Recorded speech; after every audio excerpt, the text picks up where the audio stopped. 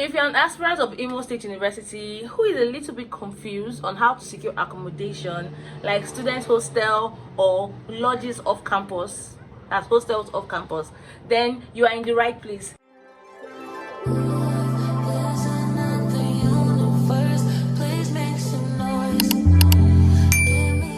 Hi, my name is Promise, also known as Life of Prom, and I am a student of Imo State University, and I feel like I am the right person for the job.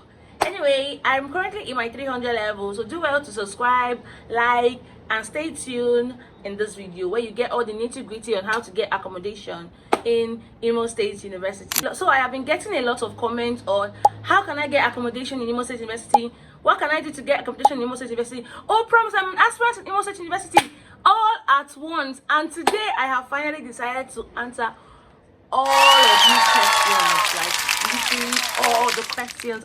For starters, I will say it again: like, share, subscribe. You never know who this video would help tomorrow. Let's get straight into the video of the day. I'm going to be making use of this book because I wrote down every single thing I want to say. Because my head, there's a lot of things going on in my head, from assignments, seminars, project, productions, and stuff like that. So I'm going to be using this book to talk to you guys, but I will make sure that I maintain like an interaction. And let's get straight into the video. I've said let's get straight into the video multiple times. Yeah, let's get straight into the video.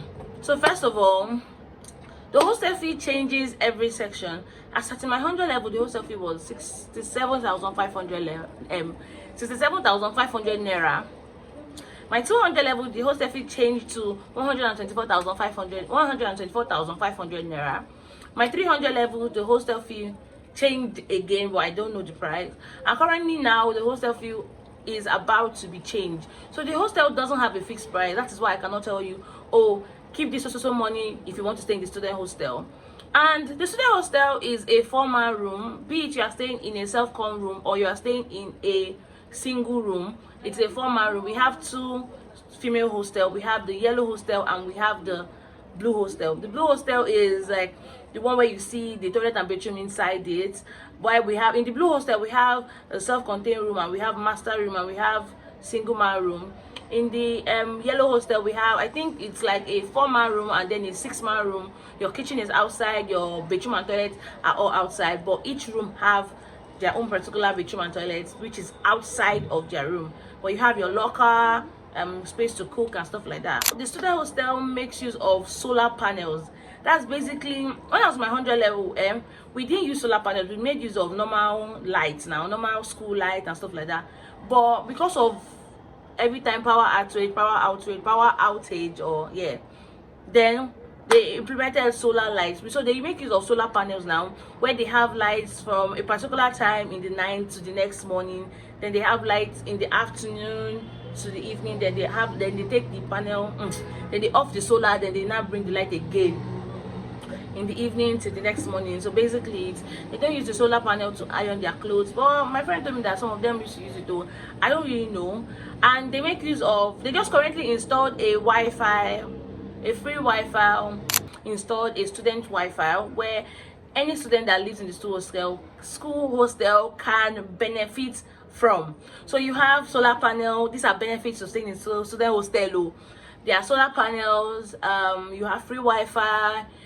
Basically they now implemented, in present SUG government brought transportation to school, so you can get your transportation tickets in the microfinance bank and you use bus anytime you want to go to a class, you're staying in up school, because the student hostel is in down school, and let's say you're studying medicine or any medical related courses, or you're studying education and you want to like trek down to your school, or you're studying you're in faculty of humanity like my faculty and you want to trek down to your school, to your faculty, then the shuttle bus is for you. You can just get your tickets in the microfinance bank.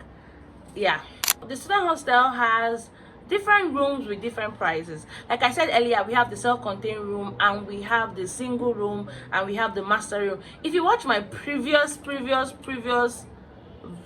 tour I did about the student hostel, you will realize that I did a tour about different rooms in the student hostel, where we have the one with toilet and bedroom. These prices of this room are different. Let's say you want to stay in a self-contained room, the price you are going to pay will be different from the price you will pay if you are staying in a single room. Is that understood? And be prepared. If you want to stay in the student hostel, there are certain things they might ask you to bring, like bring a broom, bring a rake, bring things for cleaning, because in student hostel, you guys would like, we clean ourselves, like we do our things ourselves. So this is all for the student hostel. I think, yeah, there are male hostel, in case boys are watching this video, because this is not only for girls. Imo State University have provision for boys hostel, and I think it's the NDDC or NDC hostel, which is the red and creamy color hostel. It's a little bit distant from the female hostel, and I heard it is very conducive for the boys staying there. There's a large space to play football for boys, yeah, and it's actually very nice. I almost forgot to say this thing. If you want to stay in the self-contained student hostel, it gets filled up very fast. Let's say by November, school come back in section. This is the time where people will start paying for the student hostel. People will start getting self-contained rooms. By January, self-contained rooms will already have been filled, and you'll be left with the single rooms or the room in the yellow building. And I don't advise anybody to stay in the yellow building, because you will not even know the room they will give you. It's just that when you pay for self-contained room, the prices are different. So when you pay for self-contained room, you know that you are paying for a self-contained room, and definitely if you are among the first people to pay, you will have the ability to choose the room you want to stay in, because there are some rooms that are very good and there are some rooms that are not so good. That's like the last occupant must have tattered the room. Do you understand? If you want to stay in the student hostel, these are the things you need to know about staying in student hostel.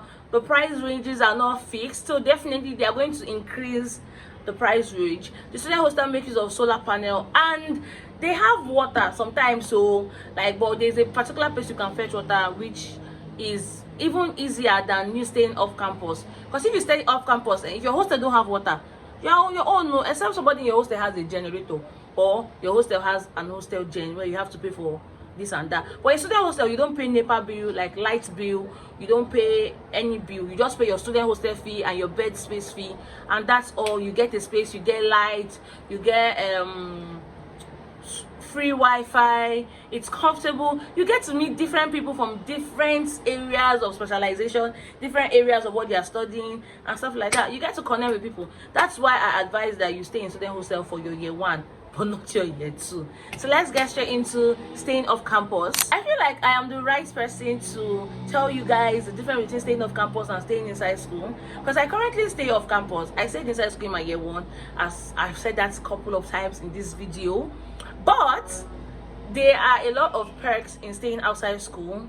I started staying outside school in my year 2 because I didn't like the room they gave me in student hostel my year 1. I stayed in a single room with 4 people and I had lice, and it was devastating because I paid the amount of fee that I was supposed to. I paid the amount of money to get a self-contained, and they gave me a single room. So I just calculated my money and I went outside school. So I currently stay in a 3-man room, a large space 3-man room.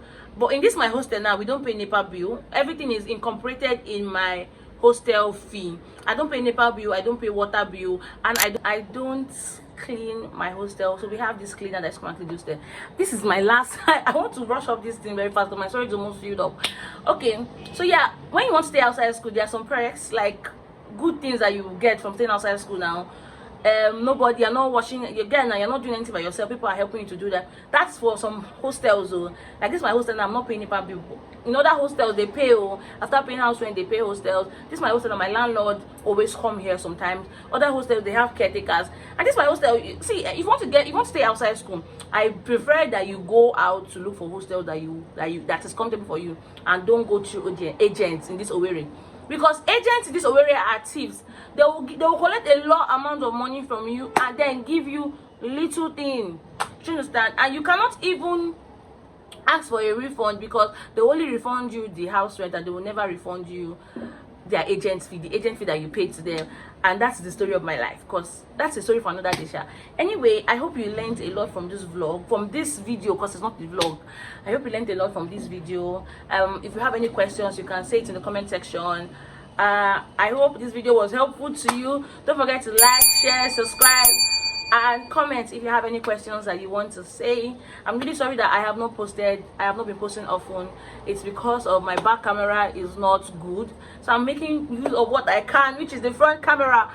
Okay guys, I've said a lot. Bye, thanks for watching. Mwah.